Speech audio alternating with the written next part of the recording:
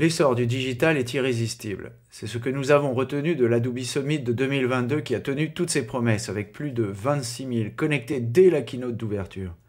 Dans la foulée de cet événement exceptionnel dont Visionary Marketing était partenaire, nous le disons par transparence, nous avons organisé un webinaire en direct sur LinkedIn, Twitter et YouTube.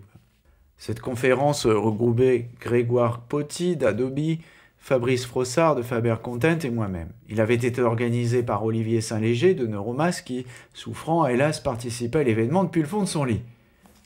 L'Adobe Summit 2022 pouvait se résumer en à peine 5 mots dièses.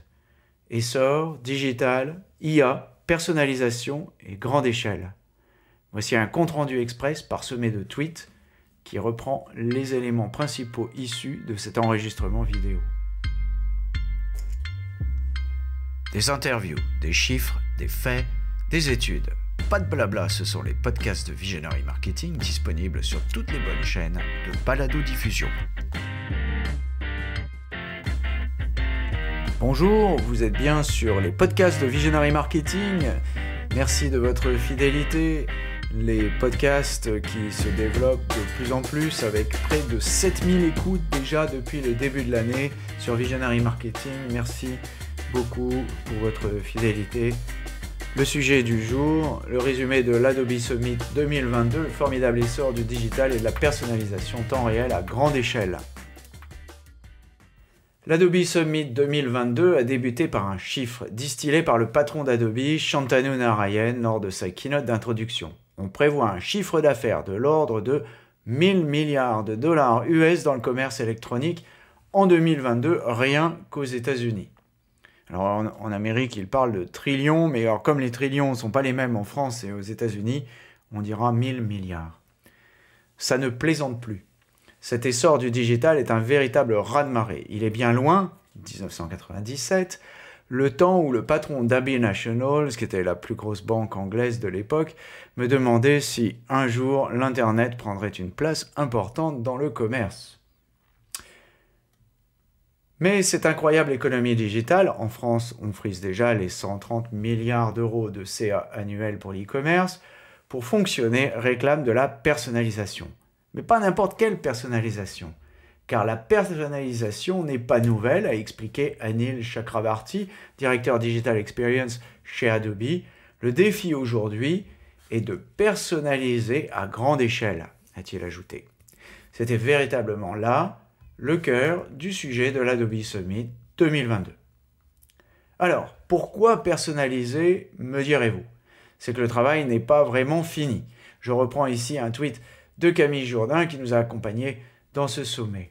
80% des entreprises pensent qu'elles offrent une bonne expérience client, mais seulement 8% des clients sont d'accord avec cela, a tweeté Camille, en citant une étude de Bain et un chiffre qui n'est pas nouveau puisqu'il date de 2013 en fait, et qui hélas prouve que les choses ne sont pas tant améliorées que cela dans le domaine de l'expérience client en Europe.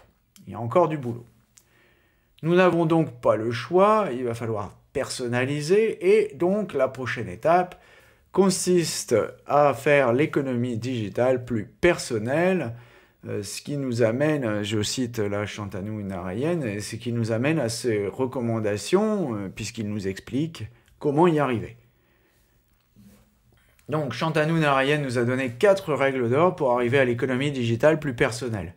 Premièrement, un contenu de qualité du point de vue du client, pertinent et qui a une valeur pour le client. Bon, ça c'est la définition de Joe Pulizzi, donc vous connaissez la chanson. Bon, ceci étant, il y a beaucoup de gens qui connaissent la chanson mais qui ne savent pas la jouer. Deuxièmement, personnalisation du parcours client. Donc ça veut dire quoi? Ça veut dire que certains veulent des choses plus rapides et d'autres veulent des choses plus lentes. Et il faut être capable de les servir à la bonne vitesse. Et ça, c'est pas le cas partout. On a eu un exemple récent dans le transport, mais je vais arrêter de leur taper dessus parce que les pauvres, ils en ont certainement assez. Troisièmement, expérience client, donc l'expérience client qui devient un pivot, on n'y revient pas, c'est quelque chose qu'on répète sans arrêt sur Visionary Marketing, donc on s'arrête là.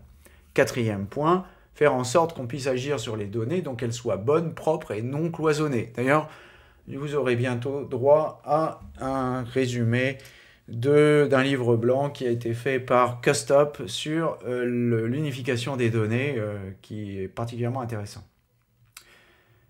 Alors, cet essor irrésistible du digital n'est pas une chimère. Les chiffres sont là.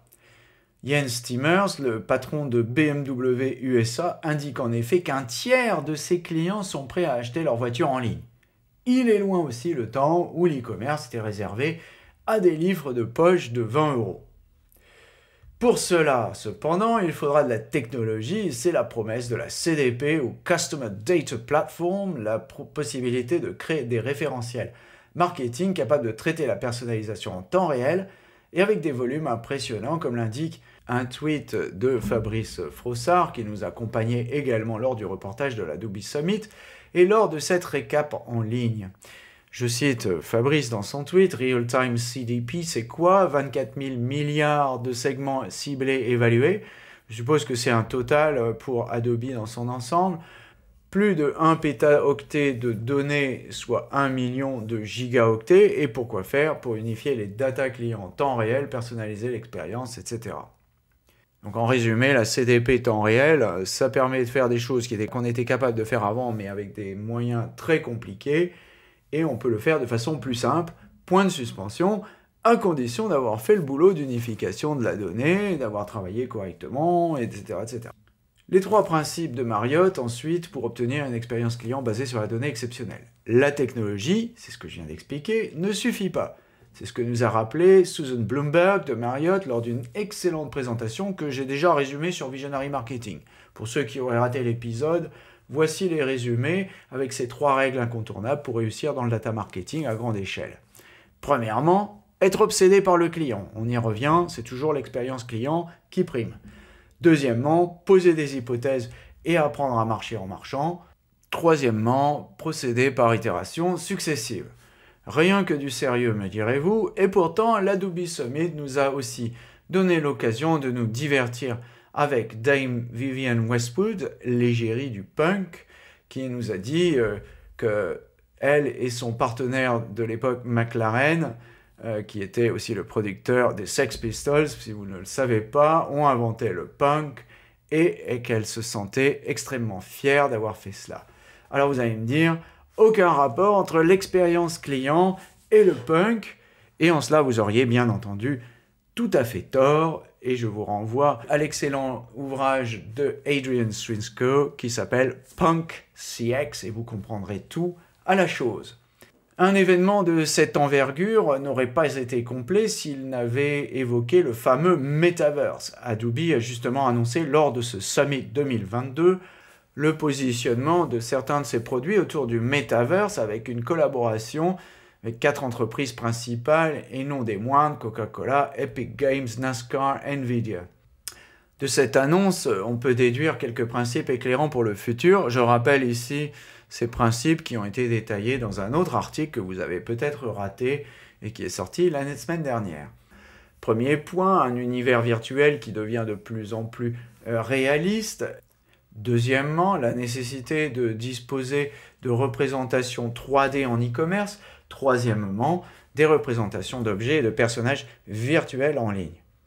Une annonce que nous avons donc décortiquée par le menu sur Visionary Marketing et que nous avons rendue disponible au travers de notre dossier Adobe Summit, que vous trouvez directement depuis la homepage dans la série des dossiers. C'est le deuxième menu tout en haut, après la page d'accueil.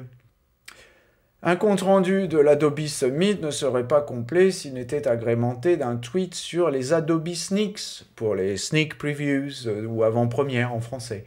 Il s'agit de 7 innovations présentées par des employés qui demandent aux participants de voter pour eux. De ces innovations sortent de vrais produits, pour 60% d'entre elles, ce qui est remarquable. Si mes camarades ont flashé sur l'application qui permet de représenter en réalité augmentée les objets du e-commerce en taille réelle, j'ai pour ma part préféré Demand Detector, un outil d'intelligence artificielle qui permet de corriger les erreurs d'inventaire sur les sites de e-commerce quand un produit est fortement demandé et que les clients ne peuvent le trouver en ligne. Une conclusion qui s'imposait pour ce summit fortement teinté d'e-commerce personnalisé à base d'IA. je vous invite à retrouver ce live intégralement disponible sur la chaîne des replays des webinaires de Visionary Marketing, webinaton.com, comme un marathon mais sur le web, webinaton.com, ou directement sur le site dans la rubrique multimédia et webinaire. Des interviews, des chiffres, des faits, des études, pas de blabla. Ce sont les podcasts de Visionary Marketing, disponibles sur toutes les bonnes chaînes de balado-diffusion.